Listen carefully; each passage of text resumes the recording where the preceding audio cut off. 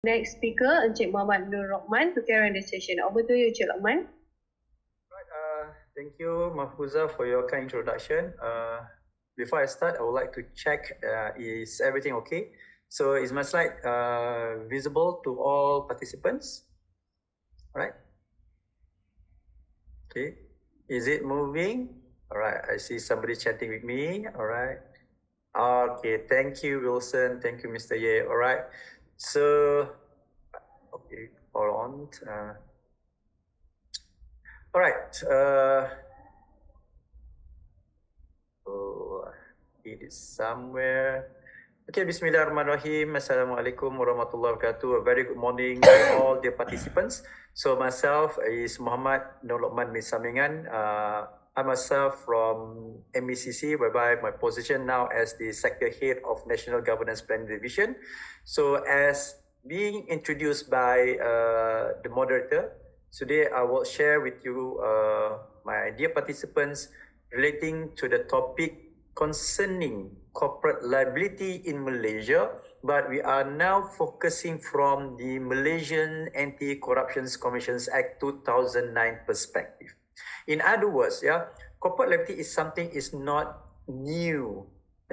It's not something new, but we are currently having a specific liability that we should be bear on the corporate entity between the MACC itself. The MACC now have a specific provision whereby if somebody get into or somebody committing corruption offences, the consequences will be bear on the corporate entity itself.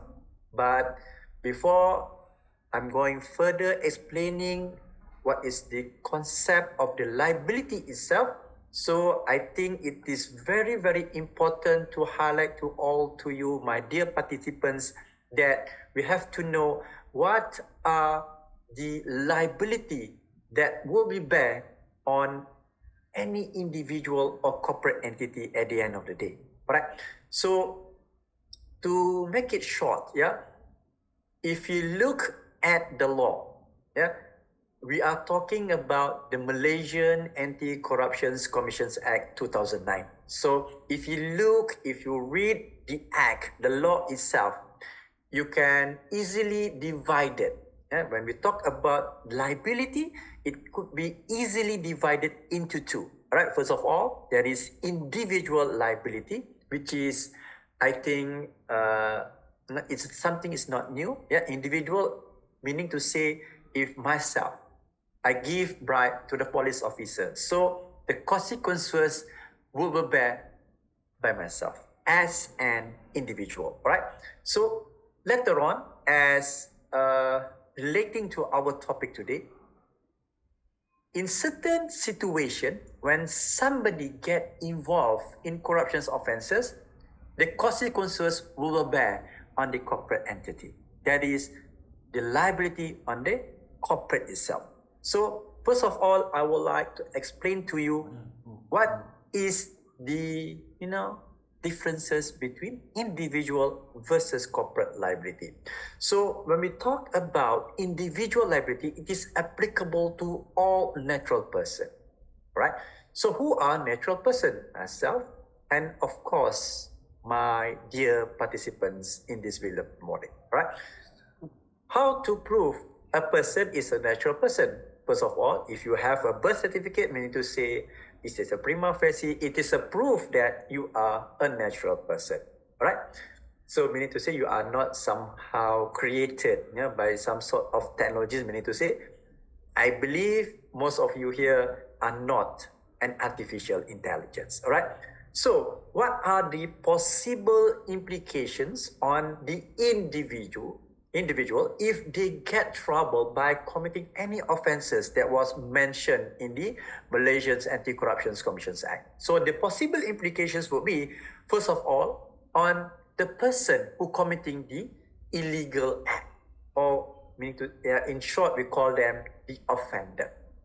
Well, it also in certain situation whereby there are more than I want to say there is an individual who committing the offense at the first place. Then when we investigate, there are somebody else who, conspirating. There are somebody else providing and helping hand, what we call an accomplice. Or perhaps there are several persons with a common intention to commit the offense at the first place, right?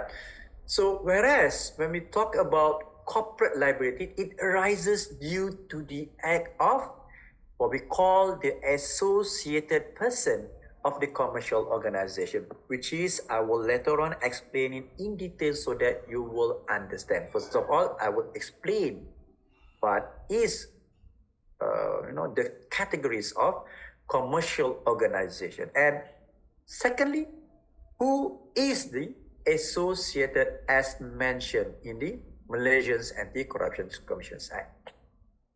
So when corporate liability arises, so we will know what are the possible implications to the director or directors, the controllers, and also for those who are taking or in charge of the management of the commercial organization itself. All right. So first of all, I would like to share with you guys what is corruption. So what I'm going to say is something perhaps a little bit different. I will not dare to say it would deviate from the current understanding, but at the end of the day, it is very crucial and important for everybody to know what is corruption between the legal aspect, or what we call, you have to know from the legal definitions itself. And I do believe, I'm not saying that all of you here are not, you didn't know what is corruption. I know based of you, your understanding was built up from your, the reading materials, what you heard, what you saw in the television, from your variable resources and so on. But please please give your utmost intentions that what I'm going to share with you, it is something that you must know what is corruption from the legal perspective. So what is corruption? So basically, it refers to an act of giving, of receiving of any gratifications, ladies and gentlemen. First of all, there is gratifications. And secondly, the act involving giving or receiving of any gratifications, it was accompanied with the element of corrupting. Okay, and why somebody give or somebody receive at the first place? It is because to perform or not to perform a task in relation to his or her official's job description. All right. So, therefore, it is important to know what does the law says, or what does the word gratification means. Again, you have to refer to the Malaysian Anti-Corruption Commission Act. No problem with that. You look at Section 3. So in Section 3 of the law, it says that gratification is, and it's quite lengthy. If you look at Section 3, it defines the word. There is a definition on the word gratification. And the law says that gratification is money, loans, services, discount, reward, commission, bonus, gift, position, and so many things, and etc. Meaning to say, you have to look at this section. I've just mentioned some of it here, right? So when you look at this slide, you perhaps will see money is there, loans there, commissions there, bonus, gift, and even discount is between the meaning of gratification. So perhaps some of you, or perhaps you will wonder, okay, money is there, bonus is there. So if somebody would ponder and think, all right, my company did give me 2-month bonus last year. So is it illegal for myself to receive that bonus that was awarded to me, being an employee that has fulfilled the KPI of the organization, right? So in other words, you must know at the end of the day, in which situation the law allows you to receive all this gratification, and in which situation the law forbids you. The law does not allow you to receive any of this with regards to the situations that's involved. All right. So corruptly, so you have to know what makes gratifications become illegal, either to be accepted, to be given, and so on. You have to know where the situations, gratifications would be illegal if it was accompanied with the element of corruptly. So the law says what? Corruptly means doing an act knowing that the act done is wrong, doing so with evil feelings and evil intentions. So corruptly is something that is between, it is in the people's mind. So we yet to have a technology that whereby we can easily infer, perhaps, now we have our smartphones to scan QR code and then we get the information.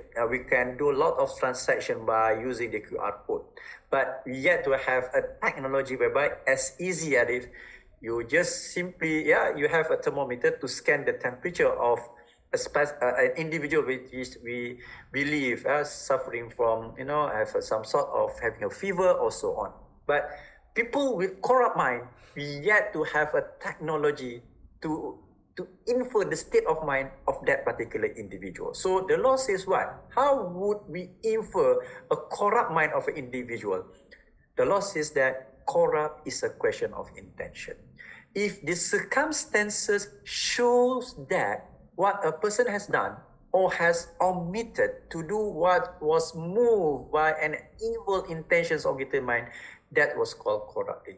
So to make it clear, I had, simply put 4 situations whereby I hope that you're able to distinguish in which situations gratifications would be legal at the first place, and secondly, it will become illegal at the end of the day. All right, let us look examples, or what does, examples by situations that we have here for Mr. A. So Mr.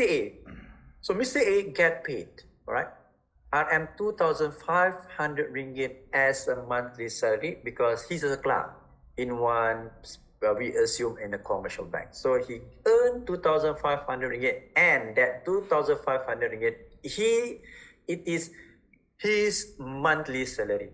So again, if you look there, right, salary is actually between the definition of gratification. Okay, so again, we have to look this situation, the manner how he obtained this RM 2,500 ringgit. So again, we could say yes, we have to agree that salary is gratification by virtue of the defining section in the section 3 of the MACC Act, because the law says that salary is gratification, right?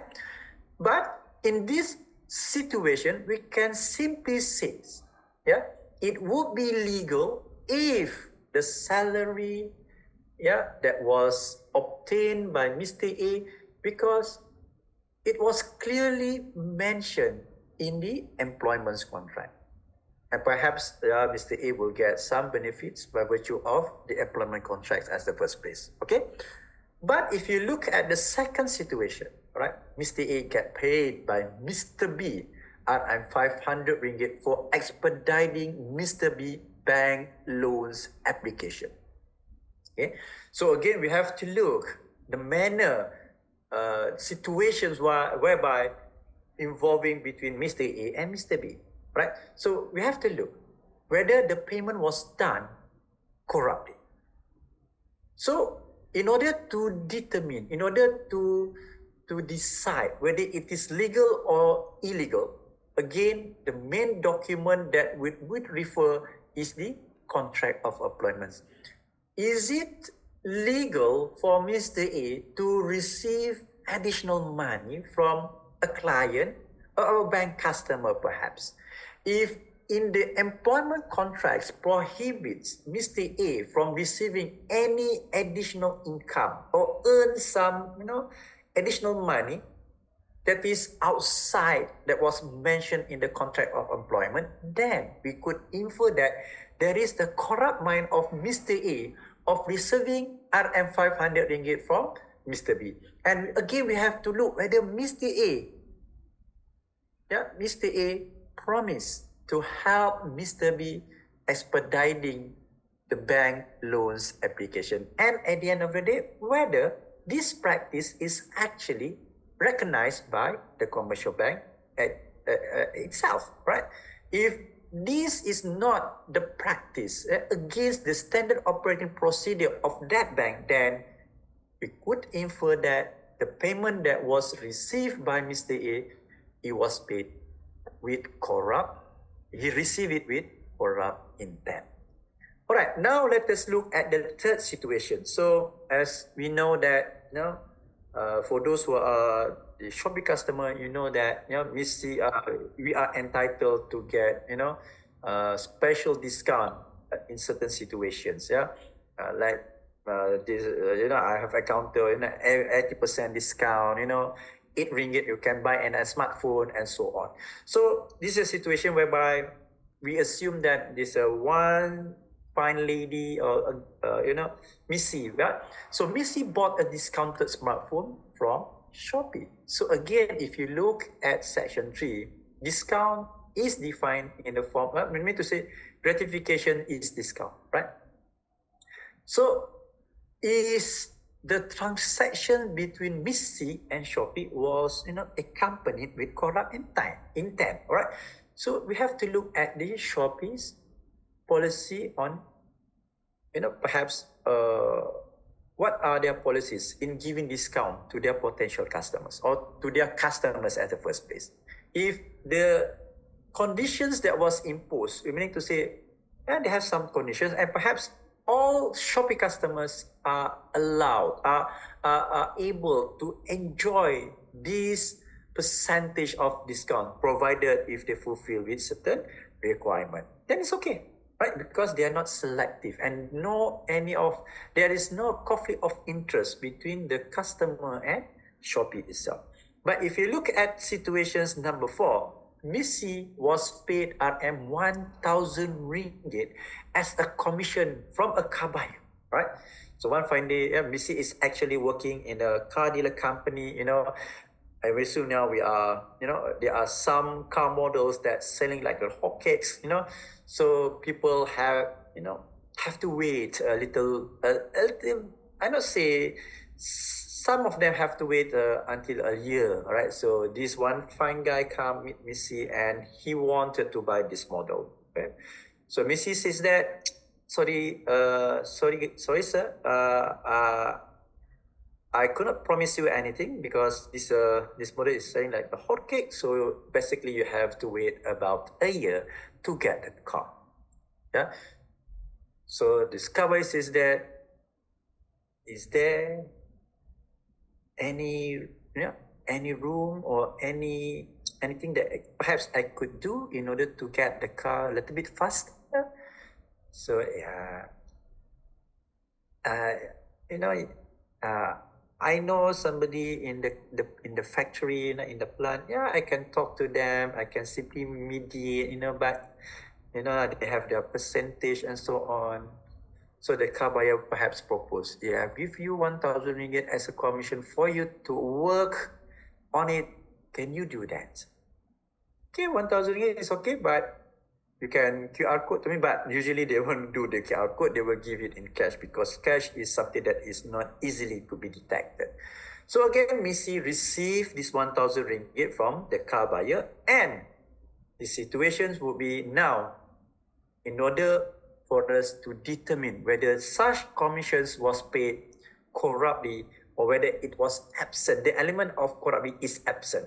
So again, we have to look at the standard operating procedure of the car dealers company. whether such practices is allowed. It is, the practicing at the first place. And if the car dealer company has a very robust anti-bribery and corruption policy, so I would say it's a big no for having this practice.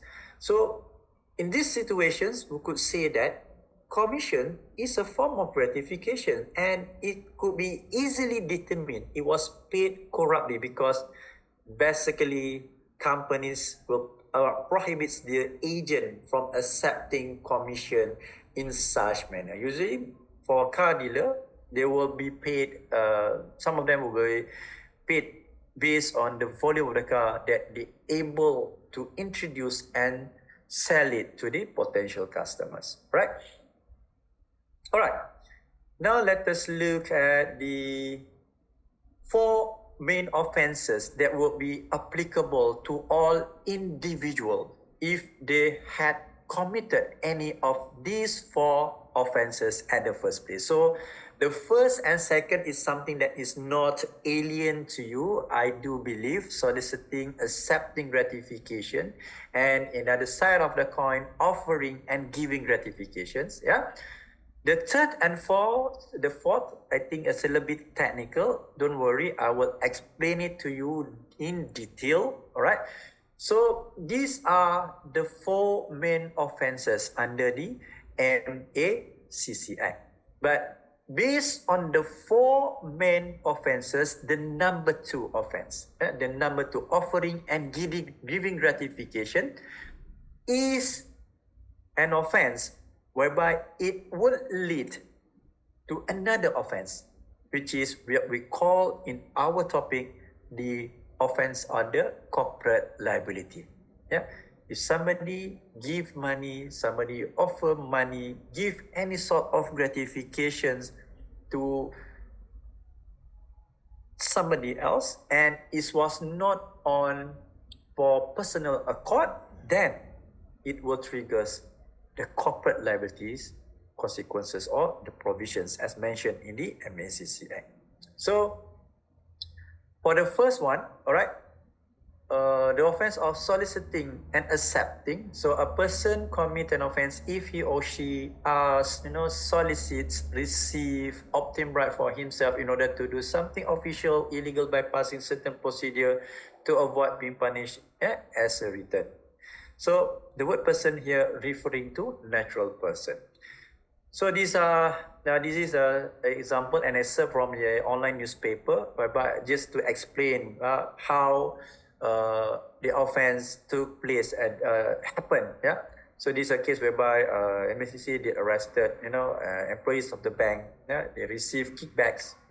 So in order for the loan applicants, they're actually not qualified for the loans, but when they give this certain amount of kickbacks, then the bank officer, the employees will promise that they will approve the loan afterwards, right? Right.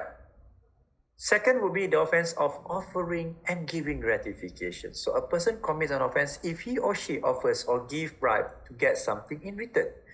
So this is a case happened about 18 years ago, right? So involving a former Alcatel Network Malaysia Sdn Bhd regional customer account leader. Yeah, she was jailed for 2 years and fined about RM 125,000 ringgit by the session court here, because she was found guilty of bribing a Telecom Malaysia assistant manager. So she gave a bribe. She gave a bribe in the form of bank check amounting of 25,000 ringgit, so that the assistant manager would provide information about the tender, right?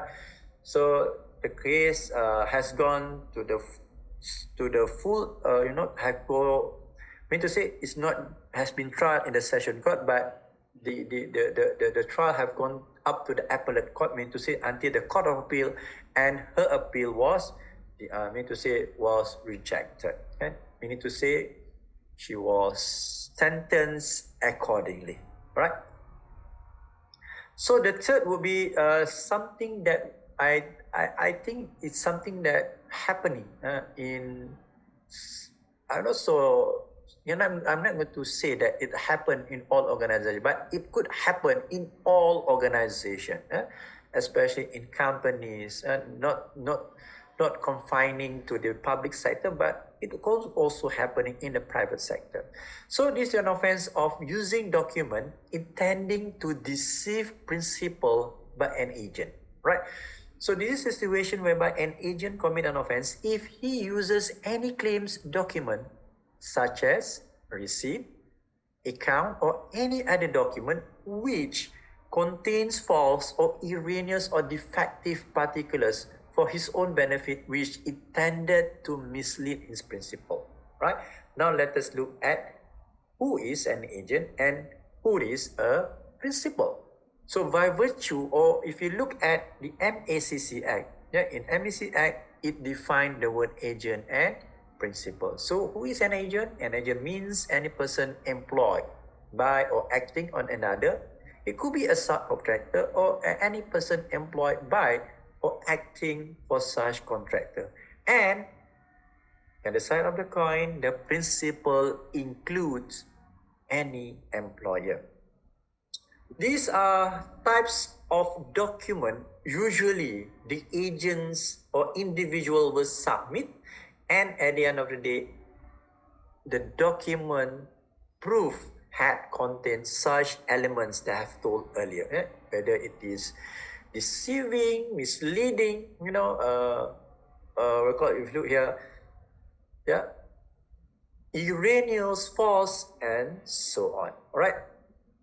Invoices, receipt, local order, entitlement claims, medical certs, and others. So, for example, a staff submitted false claims such as non-performing overtime work. Right? He doesn't do the work, but he's submitting I don't know, perhaps in certain companies they have their sort of, a format or a form allowing their employees to submit their overtime works. And second would be non-existence expenditures. You have been asked by your employer to go to somewhere else. Perhaps you have been asked to go your office here in Kuala Lumpur. Perhaps the boss asks you to go to Johor for meetings or for perhaps to meet client and so on.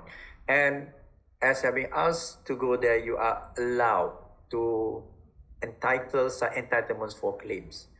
Perhaps you're staying in Johor in a hotel, you're entitled to claim RM200 ringgit maximum cap.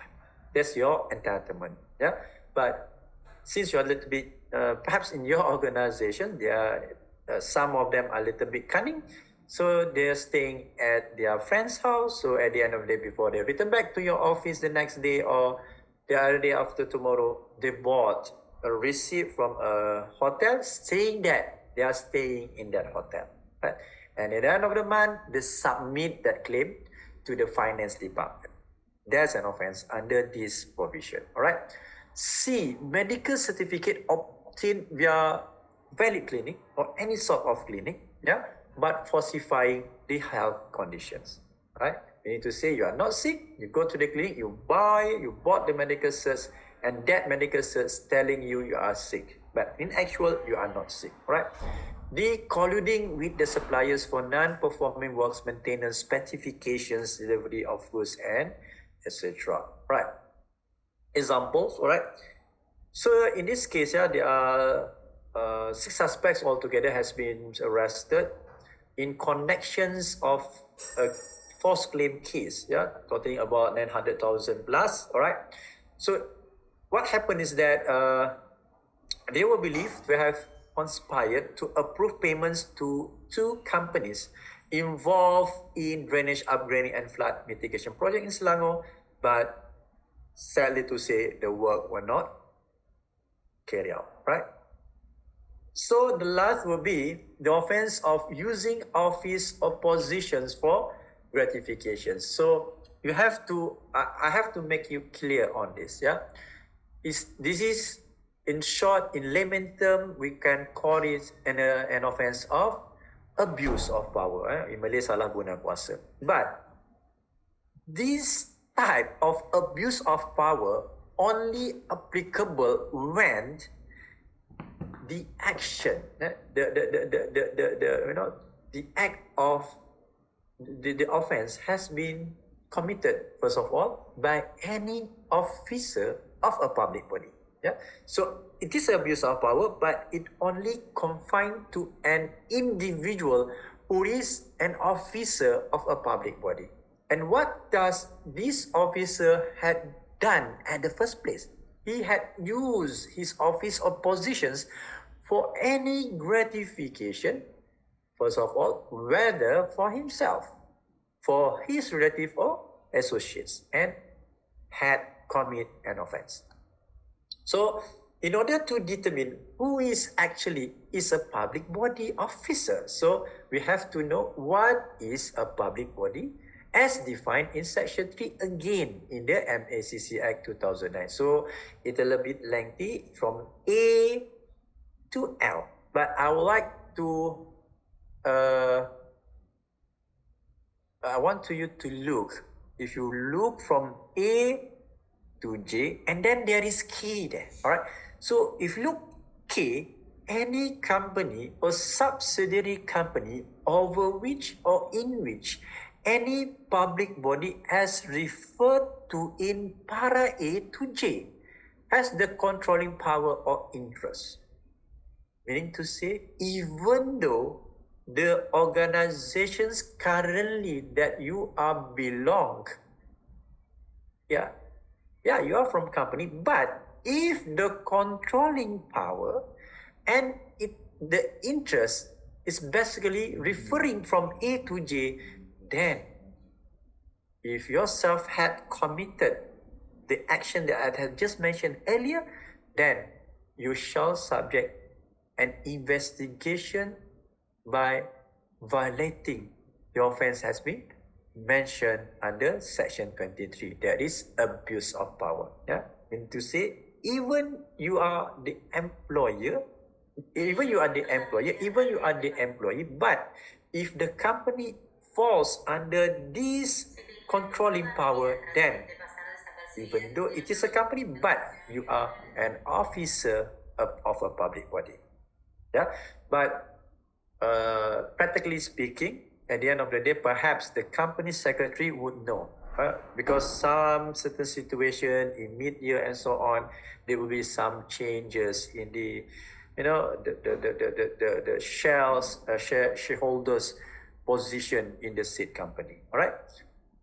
So then you have to know who is a relative.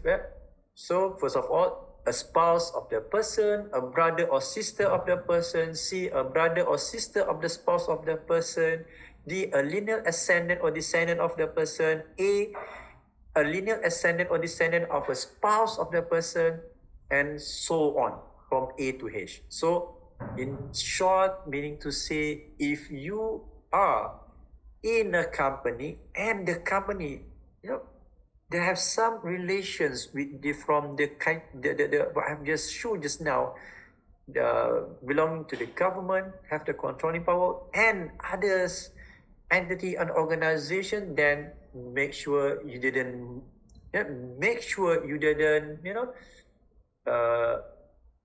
if you want to make a decision, make sure it does not relate to all this person, right? So example, CO3 GLC senior exec has been named by MACC. Why? Because based on initial investigation, the CEO and the 3 senior officers of the company were suspected of abusing their power and position by channeling GLC funds into 2 other companies which they had been suspected has an interest. Okay? So at the end of the day, for individual offenses, if they has been found guilty by the court, so they have to be sentenced. They can be sentenced for a maximum 20 years imprisonment. That means to say, the court found them guilty, the maximum sentence would be 20 years imprisonment and also a quantum of fine amounting to 5 times of the amount of bribe, or 10,000 ringgit, whichever is higher, ladies and gentlemen. Okay then. So now let's look at the corporate liability. So when we talk about corporate liability, as I just mentioned earlier, it is something that is not new, right? The word corporate liability is something that is not new. The corporate liability also arises in different laws in Malaysia. But with respect of Malaysia's Anti-Corruption Commissions Act, corporate liability now come into force by the introduction of Section 17 capital A, 17 huruf besar. You could not be simply putting A and B like you want. A small letter, A capital letter is not the same. So this provision is not a new provision. The parliament had passed the law as early in 2018, and it was made effective to be applicable to all commercial organizations starting 1st June 2020 onwards. It doesn't have a retrospective effect, meaning to say whatever happens before 1st June 2020 will not be investigated and taken into action because the law is not there, and it's not fair to take an action because the law yet to exist, right? So perhaps some of you will say, why we have this law, But again, I have to share with you, it is for us to comply, for us to fulfill our international obligation being a state party of the United Nations Conventions Against Corruption. You have to fulfill the requirement, right? So in order for you to know, it's not only us, right? In UK, they have it in Section 7 UK Bribery Act 2010, whereby in United States of America, they have much earlier by virtue of having the Foreign Corrupt Practices Act of 1977, which was known as FCPA. So in these slides, I did perhaps give some notes for you guys to differentiate what are the salient features of UK Bribery Act 2010 and FCPA in United States of America, right? So what is our real concern? What we need to do, and in which situations that our company that where we are currently belong is at risk. So if you look here in Malaysia, any commercial organizations are at risk. Why? If they yet to have adequate procedures in place to prevent their officer, their staff, partner, associates from offering and giving gratifications corruptly or bribe in the course of doing business. If you remember the individual offense, I did mention the offense of offering and giving bribe. If it was given, it was offered based on personal accord, then the consequences will be on that individual only. But if that individual offering, giving bribe on behalf of the company, or he himself has been tasked, let's say he wanted to get information of the tender from a third party. So the management of the company asked him to deal, to negotiate so that they will get the information. Then, if that person has been arrested, then all those who are responsible shall bear the consequences, and also the organization. All right. So this is the provisions itself. So Section 17 capital A the offense, yeah, first of all, they must be a commercial organization. So later on, I will explain to you what is a commercial organization. So in this section, it says that a commercial organization commits an offense. When? How? First of all, if there is a person associated with the commercial organization. So we must have the associated person. So what does this associated person had done at the first place? So he or she had correctly agreed to give, promises or offers any person any gratifications, and the reason why it was given, it was offered. This is the provision itself, so I read it to you. To obtain or to retain business for the commercial organizations, or to obtain or retain an advantage in the conduct of business for the commercial organization. Right.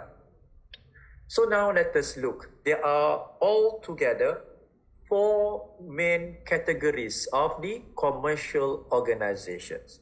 Okay. So first, any commercial organizations that has been incorporated under the Malaysian Companies Act 2016. And these commercial organizations do their business in Malaysia or elsewhere. Okay. Second and third will be almost the same, because the formations of the business, it is a partnership based, but it was governed by different law. The second would be partnership formed under Partnership Act 1961, and they do business in Malaysia or elsewhere. And the third would be, it was again a partnership, but it was formed under Limited Liability Partnership Act 2012. Same situation, do business in Malaysia or elsewhere. And the fourth, any company partnership wherever formed, do business in Malaysia or elsewhere. Alright. Now let us look, who is the associated person?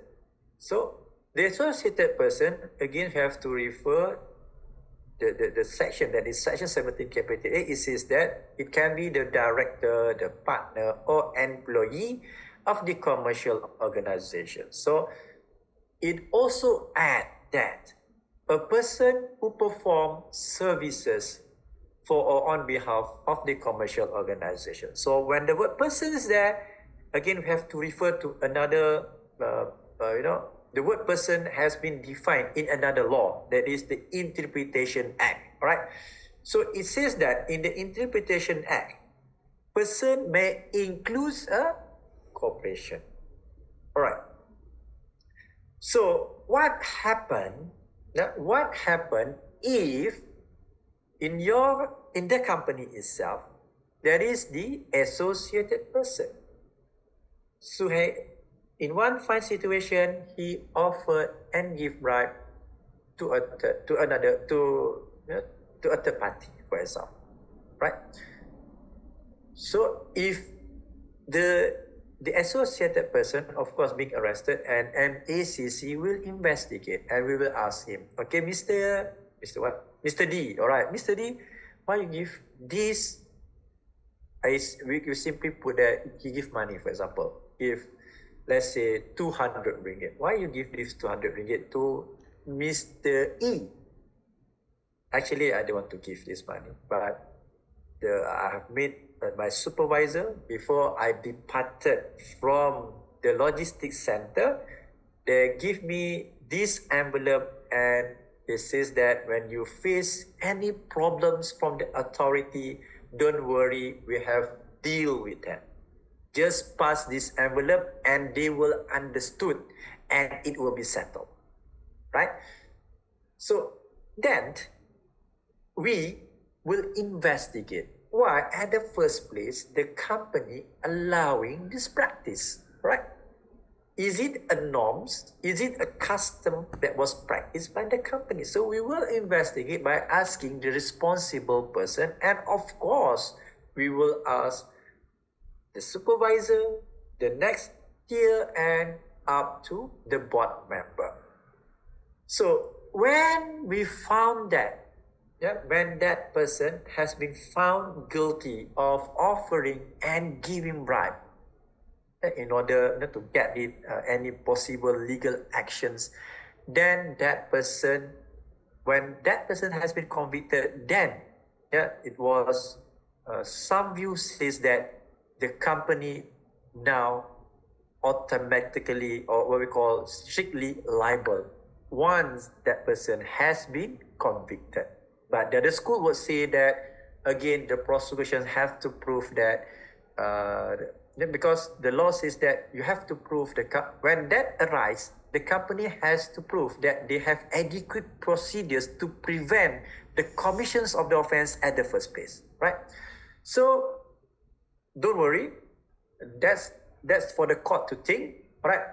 But for your part, you have to ensure that that practice is supposed not to happen at the first place, right? And if such practice has been practiced formally previously, then you has to put a stop on it. Because of what? If you didn't do anything to prevent, then this provision will comes in. Where an offense is committed by a commercial organization, a person, all right, first, who is its director, controller, or officer, or partner, or who is concerned in management of its affairs at the time of the commission of offense is deemed to have committed that offense and can be judged in court. So you could see the possible risk that will put you, everybody, into deep trouble by perhaps spending a night at MACC office. Alright?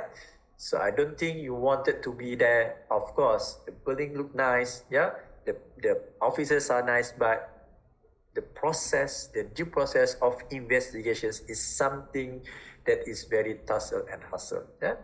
Don't worry, you're not being touched, but the process will be, involving interrogations and so on. All right. So a person is deemed to have committed the offense unless that person proved that the offense was committed without his consent, right?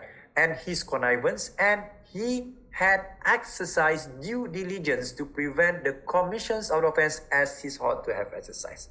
You have to prove it before the court that you have done many things to prevent that commissions of offense at the first place. Is for you guys to prove, right? So in certain situations, the government servants is also at risk, especially when they form partnership businesses and when they themselves somehow, in certain situations, they sit as a board member in the state-linked company, or perhaps in the government, federal government companies. Yeah, all right. So it's not that nice to be there, but you have to do what the law says, and then you have to ensure that the adequate procedures are in place, right? So if the court found that the commercial organizations guilty, the board members guilty, then it could end up in three ways, right? You have to pay the fine, either you have to go to prison, or perhaps nobody wants it, or both. Yeah, you have to pay the fine, and the fine is not something that is, it's very hefty, because a minimum would be 1 million ringgit, and it can up to 10 times the sum value of the gratifications that involve, right? So the government had come out with the guidelines on the adequate procedures, right? The government had come out with the adequate procedures. So these adequate procedures in pursuant of the section 5, subsection 5 of the section 70 capital A. Okay. So in this guideline, whereby you can have it online, all right, you can it by yourself, it contains the principles of trust, ladies and gentlemen. Trust. Okay. So for yourself to be more clearer, so this is the part that is very, very crucial, ladies and gentlemen. top level commitment. Why it is important is not just it is something that in certain organization they just simply ask, for example, the board member ask the management team to do this, do that, and also. But for this principle of trust, the board member had to diligently supervise everything that is required under the principle of trust. That's why it was stated that if you look the principle of trust, the first letter is the letter of T, representing top level commitment. If you look the word trust, if let's say we take out the letter T and it will remain and the word would spell as R-U-S-T, rust. Malay say karat. So karat, what to do karat? No point to have it, So it's not just, first of all, of course, they need to have the tone from the top. Yeah, the tone from the top is very, very important, but there is something much important than by sending the tone from the top. That is, to demonstrate the tone into action, to monitor, to supervise, everything is in place, right? Because the law says that the first, when a violation had happened, the first person that will be investigated is the board member. What you have to do as a board member. The next will be the senior management team. As a senior management team, as the CEO, as a managing director, what you have to do in fulfilling the principle of trust, right? So you have to ensure that the policy statements with regards to anti-corruptions and later on follow up with the good governance and also integrity. And to ensure, to continuously to supervise and ensuring integrity and good governance are practiced between the organization, right? And of course, as you are sitting on the top, you are there to determine what are the budget allocations and how many human resources are required to drive the anti-corruption initiative and programs. So again, perhaps if you are a small company, if there is a case in UK, yeah, it says that it's not a requirement for you guys to appoint a specific person. For example, in GLC, there's been a governance and integrity unit, and there is a head to lead the unit at the GLC company. But for small SMP companies, perhaps there is no requirement for you guys to establish that unit. You can. The law says that in UK, this says that you had to determine and appoint somebody that is more senior, knowledgeable to monitor this. The law says that you have to ensure there is adequate procedures. How you will achieve it, the court will say you have to look at the best practices among others and so on. All right. The next would be, you are there as somebody sees on the top, put the drive, to ensure that the company will not face any possible risk of having this violation, in the near future.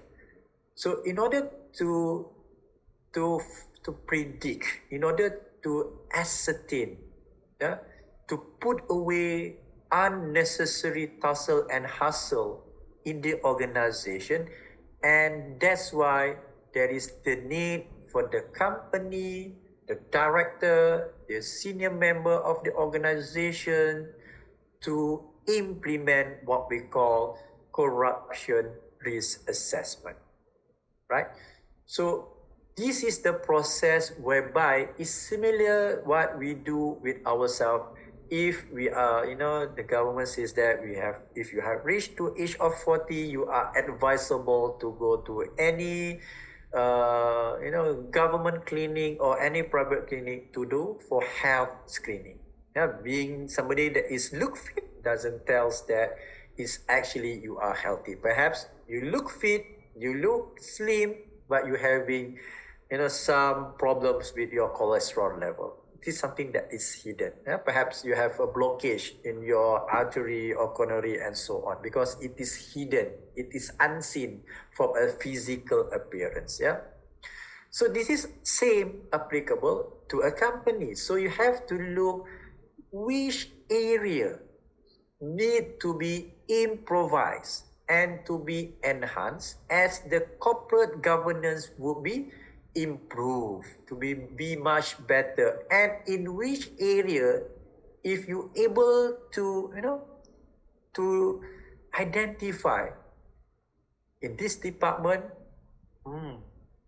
I do believe they will try to bribe an individual in order to make job become more easy, to get potential customers, and to fulfill criteria has been decided, has been put by the authorities. Right?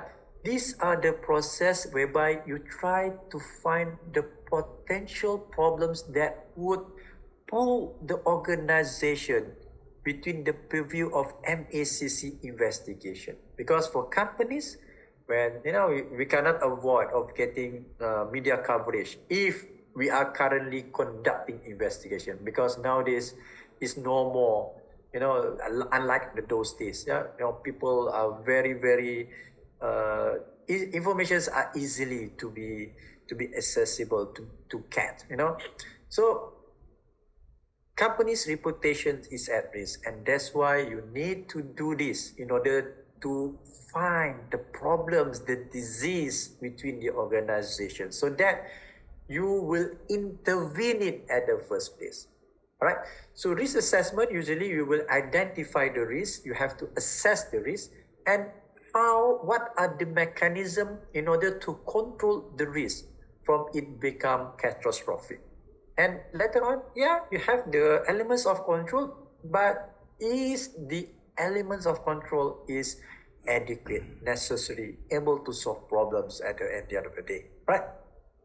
So after you have identified the risk area, then you have to determine, you have to decide what are the control measures that are supposed to be implemented. This is whereby the adequate procedure that's supposed to tackle problems that was identified in the risk assessment processes. So usually the company will come out with, yes, we have the company's policy against corruption, right? And of course, continuously exercising due diligence, because Section 17 Capital A is about an individual who give bribe, and the act of giving bribe is not just related to, it's not confined about his personal interest, but it is because for the company's sake. All right. Promoting self-reporting. Yeah. Sometimes corruptions happen scattered in your organization, and it was left unknown. Yeah. Some individuals, some officials know that is happening, and if you don't have a very efficient and trusted reporting system, then this information will not come into your knowledge. So you have to have these a trusted channel that will protect themselves, right? Then a conflict of interest policy, then of course give and entertainment policy, donations and sponsorship facilitation payment. So you have to ensure all the policy procedures and initiatives are well documented. With regards to give entertainments, if you could see that in certain company they have no gift policy, meaning to say no gift policy at all. Okay, if you ask me, if you ask me, my personal opinion, I would suggest that you have a gift policy. It's not that rigid. It has some sort of flexibility. In which situation you can give a gift to a person, and in which situation a gift is big no. But of course, to differentiate the situations again, you have to, I did explain it to you, how would you justify to give a gift to a person? First of all, of course, it doesn't violate any rules, regulations, and law that is currently being enforced in Malaysia. So the best practice would be you can have a look at whatever the government currently have. Right? We have in government, we have the guidelines on the civil servant situation when you are allowed to receive a gift, and in which situations you have to reject. You can't receive that gift from that individual, right? The government, if you ask me, the government policy is very, very well in place. Yeah? It's a matter of the implementation, right? Okay, next, after you have it, what we call the internal controls, there's need, of course, it is having controls is not sufficient. Yeah, you have to do, of course, you have to review, you have to monitor systematically. Does whatever measures you are currently implement comply, right? By the the staff, the employees, the board members, perhaps senior management team, and so on, right? So these are the processes in order for your organization to be better prepared in fulfilling the requirements under this section 17 capital A. Okay, and the last but not least, of course, the need to organize training, right, for your employees so that they are not ignorant, especially about the law. And I do believe nowadays we have a lot of avenue for companies to, there are a lot of it's not like in the 90s, yeah, whereby informations are limited, in the television, and so on. But now we have a lot of resources, and of course, when we want to do anti-corruption awareness program, then you might call MSCC to give give a talk, give a awareness talk to your officers and employees. Okay, so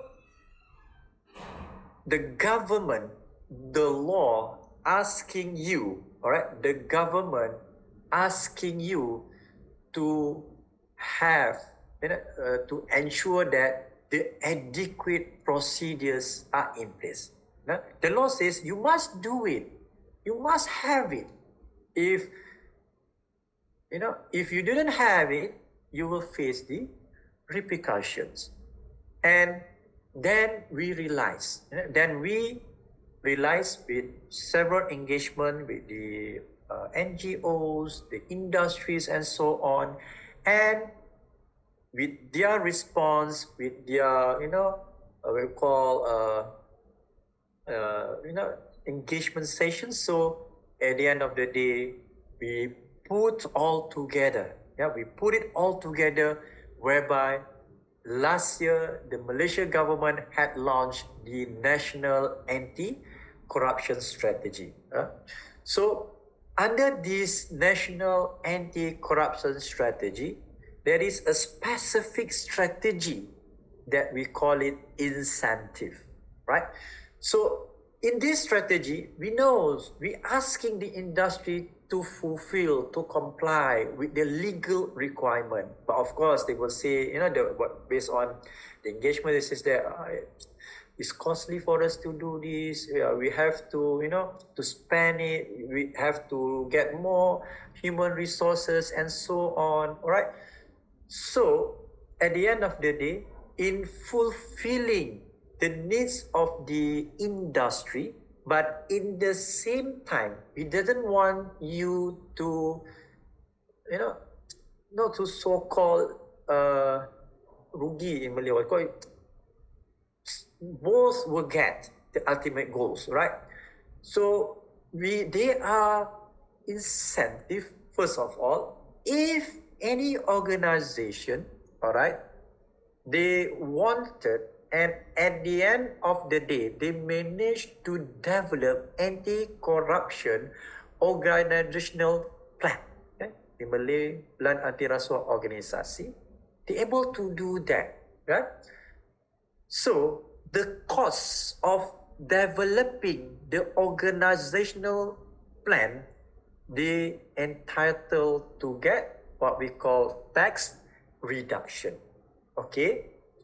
The second would be, if you aim to be better, then if you go for anti-bribery management system, what we call ABMS, ISO standards, 37,001. If you go for this certification, you will be certified, then you could submit for tax reduction for the process and the certification.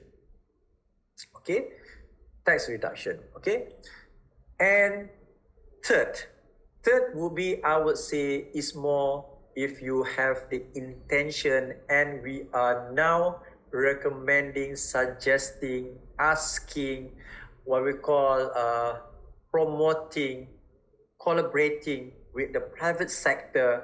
Why not we do anti-corruption program adverts for the community, so it will somehow create a better community in Malaysia, as we want to be a country that is free from corruption. So if the company wanted to organize an anti-corruption program for a community, saying to have it in schools, perhaps in the kindergarten, in the higher learning institutions or TVET institution as such, or perhaps in the kampung, in the village and so on, if you organize the program, but you have to consult the MACC officers in one specific department, and they would advise you on how to get this tax reduction, right? And one more thing. Now, in order for SME to fulfill what is required under Section 17 capital A, they could go to Malaysian Institute of Integrity, whereby they have what we call the CISM, Corporate Integrity System Management. Alright? If you go there, they will facilitate you to build up your own adequate procedure, and we believe it could fulfill the requirement under Section 17 capital A. And it would not cost you much. And they were saying that basically it almost FOC. But you have to comply with their requirements. You have to submit certain supporting document and so on before you could join the program. But at the end of the day, whether there are no reasons for those who are being affected by this Section 17 capital A. You're going to say that we have no money, you have the CISM, you have some little budget, then you could go for building up your anti-corruption organizational plan. But at the end of the day, it must fulfill the criteria, the requirement, that is the adequate procedures in place. That is the most matter. But in order for you guys to comply, you get the what we call tax reduction that was given by the government as an incentive for a better governance in Malaysia. Okay? So with regards to Section 17 capital A, currently there are few cases being trialed. This is the first case involving business offshore, but the case is still pending trial. Yeah, I'll just share why the company has been charged. All right, but we are still waiting for the outcome of the trial. All right.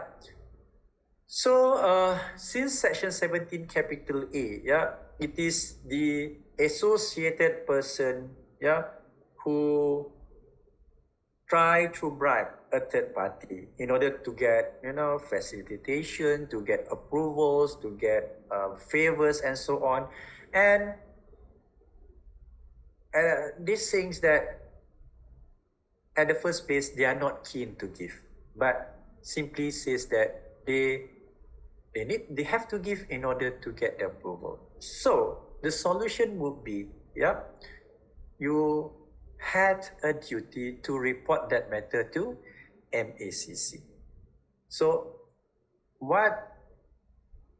do not feel hesitant, do not feel unsafe, when you are let's say you are submitting some approvals to get you are submitting some applications to get approvals from the authority, and this is that they keep delaying, and at the end of the day they quote the price. Then do not I'm telling you guys, do not ever agree with that. And that would not be the last they were asking from you. They will simply put the higher, and at the end of the day, and in certain situations, they promise to approve your application, but they could simply reject it because you give me, but it's not me, it's my boss. Then you have to meet the boss and you have to fulfill what the boss asks, So you must stop it at the first place when it's about to happen. So referring that matter to MACC is very crucial so that we could do action on it. But you have to ensure that every information is there so that we could investigate. It must be certain. Yeah. First, the identity. You must able to identify the identity of the offender and tell us what is happening, right? And are there witnesses? Yeah. If you have met that guy, yeah, is it between the four eyes, or this was accompanied with your officer, with your friends, and so on? And if you have any documents involved in the accident, you could share for us. But if you didn't have the document, please do not trespassing any offices and any rooms to get that document. Tell us, and we have the power to investigate, to confiscate such document. Do not use simply, influenced by movies in the televisions, try to become like a personal or PI, private investigator. Do not ever to do that, right? So again, if you could remember the date, time, and venue, it will help us very much. So by come forward, first of all, I would like to advise you, recommending you come to the nearest MACC office. Okay, I will not say that why cannot call, why cannot send email, why cannot complain in the system, why cannot send you letters, all right? Because when you go and meet our officers, we are actually standby 24 hours. We are there 24 hours, yeah? And we have a designated duty officers daily, including public holidays and weekend. So after you arrive at any nearest MACC office, there will be the reception, and you say you would like to file a complaint, and there will be a duty officer that will handle your matter. And we will advise whether it is between MACC jurisdiction, and perhaps we're asking you some additional information so that when we conduct that investigation, it will be a punch. It's not just some unright information. Sometimes they give you, and it's not yet happened, right? So again, please come to our nearest office so that it will be much different. Yeah, if you simply complaining in the system, you send a letter. Because with regards to email, I would like to inform you that we receive a lot of emails. So it took times for us to reach each respective emails. Okay. So when you decided to come forward, you can be in a whistleblower shoes, or perhaps you can be a potential witness in the corruption case. And in both situations, in both shoes, you are protected, provided that you are abiding yourself with the requirement of the act, the law itself. So with regards as a whistleblower, all right, Whistleblower Protection Act is there. First of all, it will protect the confidentiality of the identity. It will give immunities on you. It will give protections on you, but it also have the revocation if you fail to fulfill the conditions that was spelled out to you, right? So as a whistleblower, you are not the one who encountered it at the first place. Meaning to say, it's not you has been asked to pay the bribe. Yeah? It's not you. But you yourself had heard or perhaps have saw it, and you believe an offense has been committed between A and B. You saw it and you looked at it is somehow in a very fishy situations. Yeah, you have a doubt. Why this officer do conducting checks with their vehicles there, but no action has been taken, right? So as a whistleblower, you have to only provide information to the authority. For MACC, you have to provide informations on corruption offenses. And once you are, but of course, it's just information. Again, not to do some silly things by trespassing to give MACC the document. No, there's no requirement for you to get that document. All right. So for whistleblowers, you are not to be called as a witness in the corruption trial. Takkan dipanggil bagi keterangan. You remain rahsia, right? Even the court cannot compel a questions that will, they will spell out your names, your identity. Yeah, it is illegal to do so. All right. If let's say you are the one who encountered it at the first place, then you are not a whistleblower, ladies and gentlemen. You are now a potential witness in the corruption trial, whereby the protections would be, first of all, if there's an imminent, it's not immediate, there is an imminent intimidations, imminent danger, threat or harm to you and your family members, then perhaps they will consider a reallocation place of stay. They will give you the new identity, daily expenditures, and any necessary actions. Meaning to say, I'm hoping that you are not, misunderstood or being witness. You are not required to come to the court. You have to come to the court to testify before the judge, because without your story, we could not able to convince the judge that the offense has been committed by the other guy who asking you to pay the bribe. Okay. So the time about, we do have about 10 minutes. All right. So I would like to take this opportunity for you guys to explain, what are the due process of law with regards to investigation. First of all, the general rule is that no person shall be deprived of life, liberty, or property without the due process of law. That's the general rule. But in certain situations when we suspected a person had get involved in any offenses, offenses that was according to Malaysian law, so the law allow us to make an arrest, right? But as nowadays, there are a lot so-called person impersonating as authority officers. So if let's say somebody come to your premises, regardless in your office or your house, and he says that he is from MACC Putrajaya, for example, you have your right to ask him to produce the authority card. You ask them, okay, this is my authority card. If you satisfy with the identity, then you have to comply with the order. If usually they will give you and will ask you, and you have to cooperate with them to facilitate investigation, right?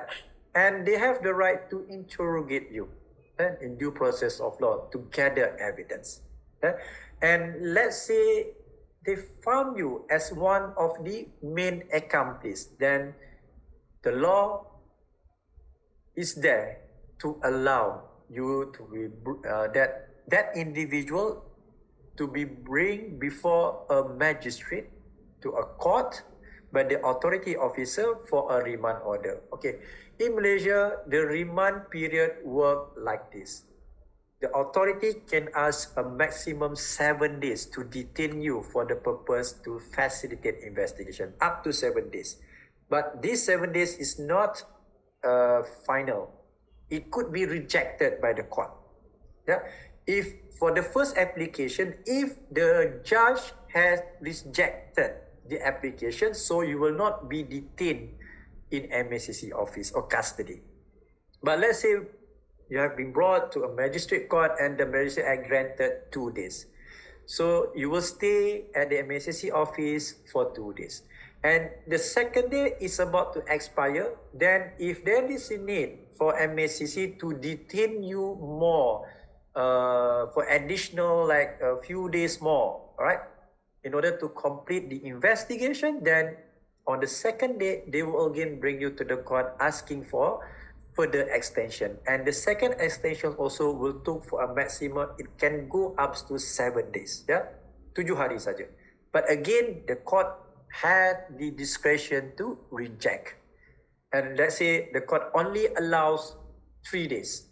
So from that remand order period, you have to spend at least, it will go up to maximum 14 days, and it could be a day, 7 days, and not even a day, based on the discretion of the court or the magistrate.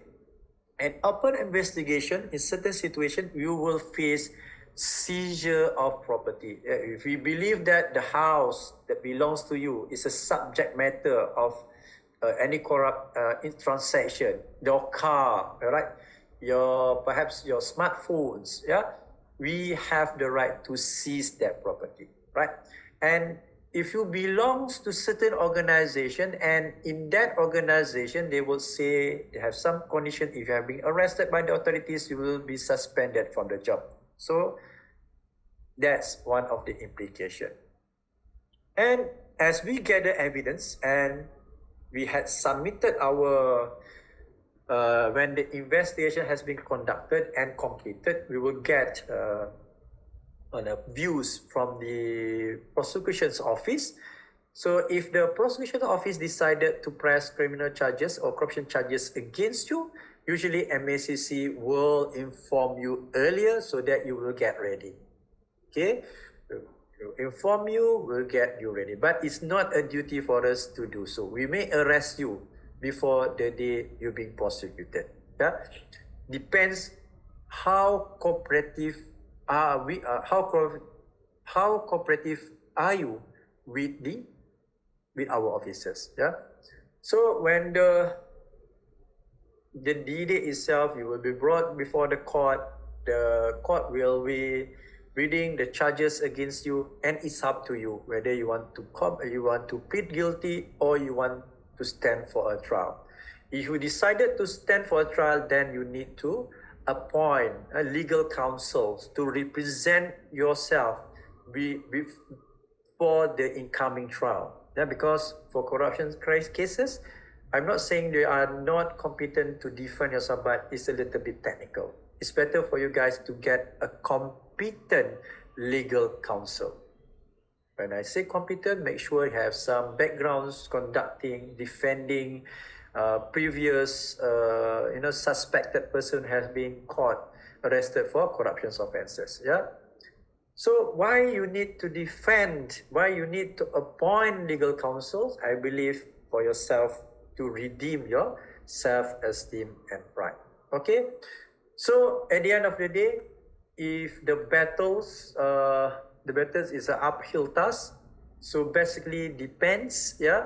So you can end up in prison. You can end up with an acquittal. So usually, best luck for the offended.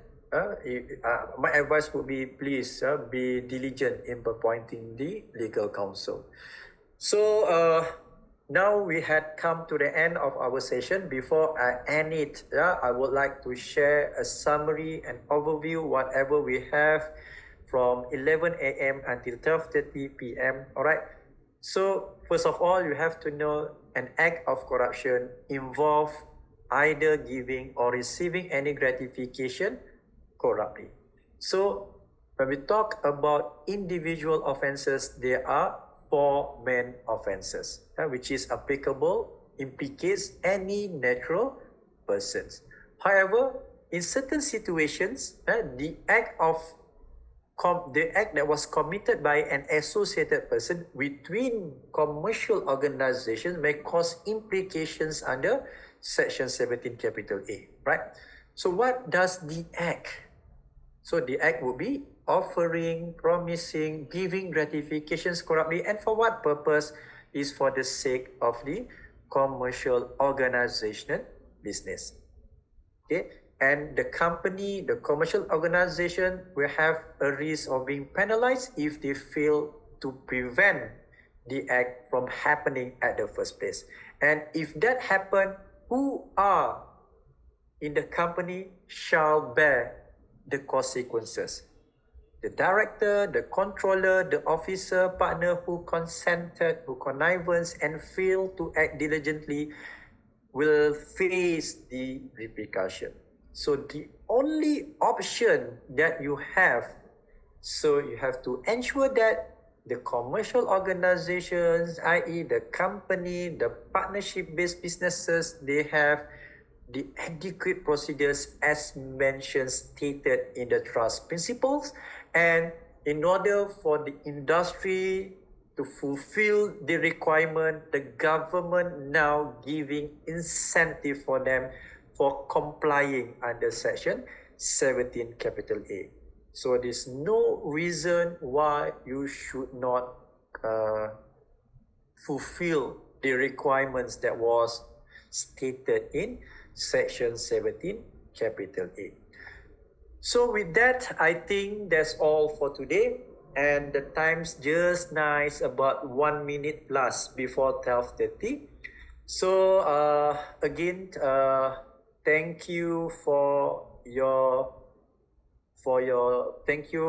time listening for my presentation. I really hope that my presentation would be something that would provide additional information for you guys, and at the end of the day, we'll try to be a better nation, for Malaysia to be a better nation. Since if you are following the trends that the government or the Prime Minister has stated that we are heading to be at the rank of 25 with regards to the corruption perceptions index by 2033. So with that, I think that's all for today. And sorry for any shortcomings, and I pass it back to the moderator, Puan Mas Moza. Thank you, and hoping to see you again in the future.